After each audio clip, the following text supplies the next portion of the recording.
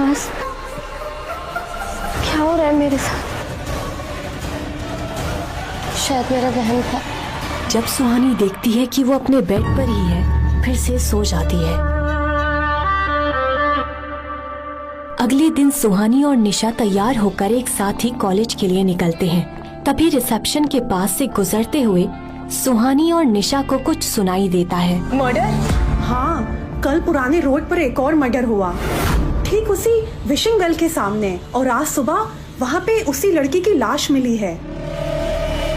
ये मैं क्या सोच रही हूँ? ये इत्तेफाक भी तो हो सकता है।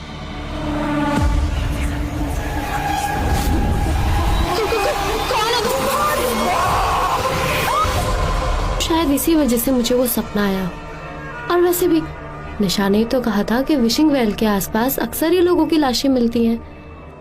क्या हुआ? सुना तूने? इधर आ। बाय द वे, आज वहाँ किसकी लाश मिली? ये लाश किसी जर्नलिस्ट की। वो कल रात को इन्वेस्टिगेशन के लिए पुराने रोड पर गई थी ना। सपने में वो लड़की एक जर्नलिस्ट ही लग रही थी। नहीं, ये सब मेरा वहम है। क्या हो रहा है यहाँ? चलो, कॉलेज का वक्त हो रहा है। देखा कितनी लकी हो तुम, वरना वो लाश तुम्हारी भी हो सकती थी। एग्जैक्टली। कल रात उस लड़के ने मेरी मदद नहीं की होती ना, तो शायद लाश मेरी ही होती। हाँ? कौन सा लड़का? निशा का सवाल सुन सुहानी थोड़ा संकोच करती है। वो निशा को इस बारे में बताना नहीं चाहती थी। क्या बात है, कल रात जंगल में तुम्हें कोई हीरो मिल गया? दिखता कैसा था? हैंडसम था। तुमने मुझे बताया क्यों नहीं? कुछ भी। अब ये चले बहुत कॉलेज। गलत बात है। फिर निशा सुहानी को और परेशान नहीं करती और वो दोनों कॉलेज के लिए निकल जाते हैं। लेकिन कॉलेज की ओर जाते समय सुहानी को ऐसा लगता है कि जैसे कोई छुपकर उसे देख रहा है। सुहानी, क्या हुआ? चल। हिमालय की वादियों में सेंट थॉमस कॉलेज बहुत खूबसूरत जगह पर था। ये कॉलेज हिमाचल प्रदेश का सबसे बड़ा कॉलेज है। यहाँ के स्टूडेंट्स या तो बहुत अमीर होते थे या बहुत इंटेलिजेंट। निशा बहुत अमीर थी और सुहानी इंटेलिजेंट, इसीलिए सुहानी को यहाँ एडमिशन मिल पाया था। वो आगे चलकर एक IAS ऑफिसर बनना चाहती थी।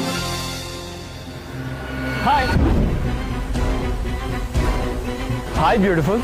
विवेक, कहाँ थे तुम? कब से तुम्हारा वेट कर रही हूँ। तुम्हें पता है उस विशिंग वेल के पास कल रात फिर से मौत हो गई किसी की।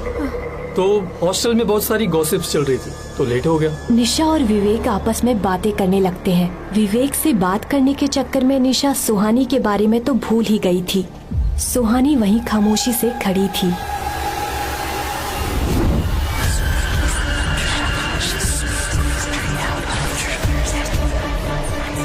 वो ध्यान लगाकर समझने की कोशिश करती है कि वो आवाज कहाँ से आ रही है और उस आवाज का पीछा करते हुए कॉलेज के पीछे चली जाती है। सुहानी निशा और विवेक से काफी दूर कॉलेज के पीछे आ जाती है।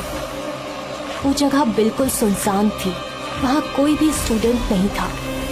सुहानी के ठीक सामने एक बड़ा सा बरगद का पेड़ था। उस पेड़ के इर्द गिर्द लाल धागे बंधे हुए थे, जिसे सुहानी बड़े गौर से देख रही थी। सुहानी को ऐसा लग रहा था जैसे वो आवाज इस पेड़ से ही आ रही है। बरगद के पेड़ के पास पहुंचते ही उस पेड़ का वातावरण पूरी तरह से बदल जाता है।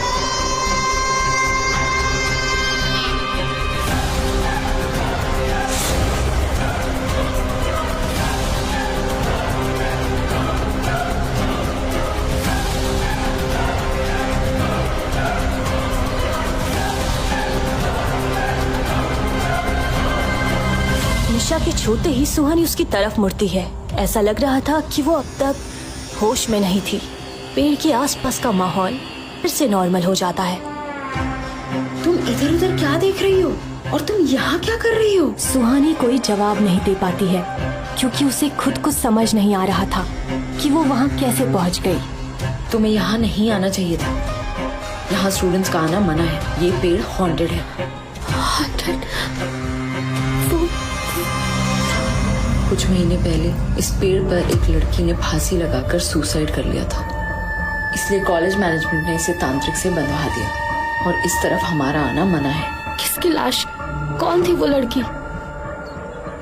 निशा, बोलो कौन थी वो लड़की? छोड़ो ये सब, चलो यहाँ से।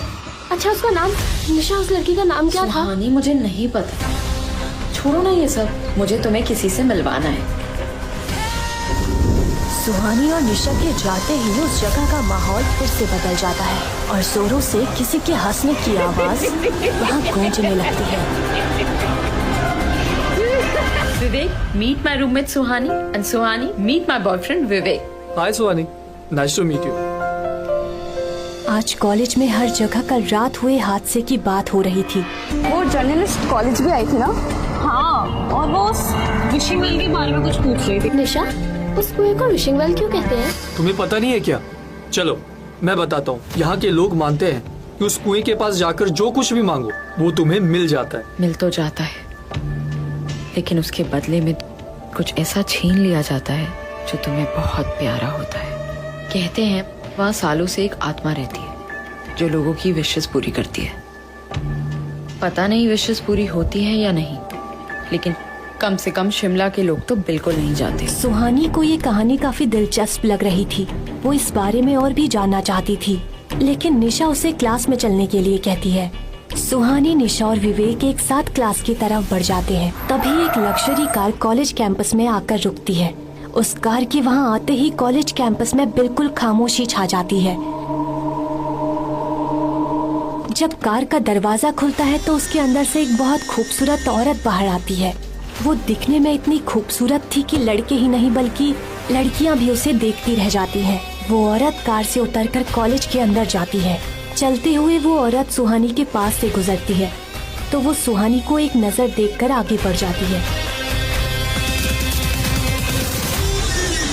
उस औरत को देखकर सुहानी को अजीब सी बेचैनी हो रही थी। उसके वहाँ से जाने के बाद सभी चैन की सांस लेते हैं। ये लो, फिर से आ गई मैडम। हाँ, आएगी भी क्यों नहीं। कल पुराने रोड पर मर्डर जो हुआ है। ये है हमारी कॉलेज की ट्रस्टी मिस पद्मिनी सिंघानिया। ये बहुत ही अजीब है यार। कुछ लोगों का मानना है कि ये इस शहर में तभी दिखती है जब विशिंग वेल के पास किसी की मौत होती है। लेकिन सुहानी के फिर कुछ कहने से पहले ही निशा उसे और विवेक को क्लास के अंदर ले जाती है। सुहानी ये सोचकर परेशान हो रही थी कि कॉलेज की ट्रस्टी पद्मिनी सिंघानिया, जिन्हें वो आज पहली बार मिली है, वो उसे अजीब तरह से घूर क्यों रही थी।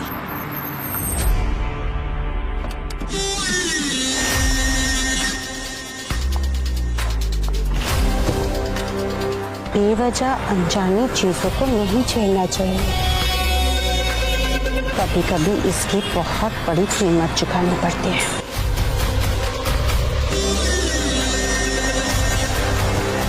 ये अभी अभी क्या बकवास करके गई? वही तो मैं सोच रही हूँ। छोड़, चल। रात के 3 बजे थे। शहर में हर तरफ खामोशी थी। उसी बीच पुरानी रोड में एक लड़का बड़ी तेजी से चल रहा था और ये वही लड़का था जिसने सुहानी को साए से बचाया था।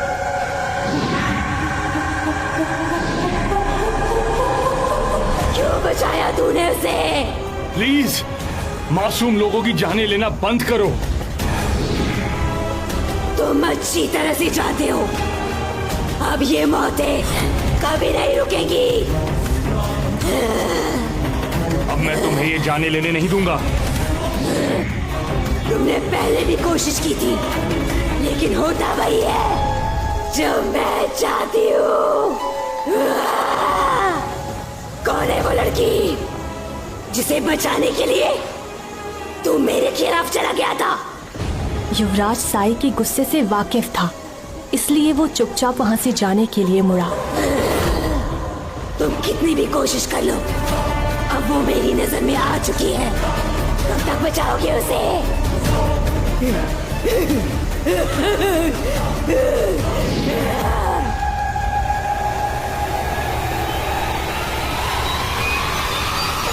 मेरी मदद करो, मुझे बचाओ यहाँ से। मेरी मदद करो।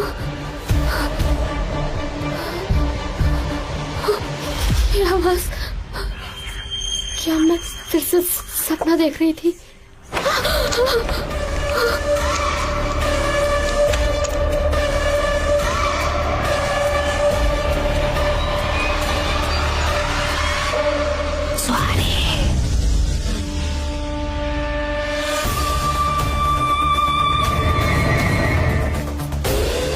क्या उस साया ने उसे फिर से अपने वश में कर लिया था? आखिर क्यों पड़ा है वो साया सुहानी की जान के पीछे? कौन है वो लड़का? आखिर क्या रिश्ता है उसका उस साई से? जानने के लिए सुनते रहिए हमारी सबसे खौफनाक कहानी साया।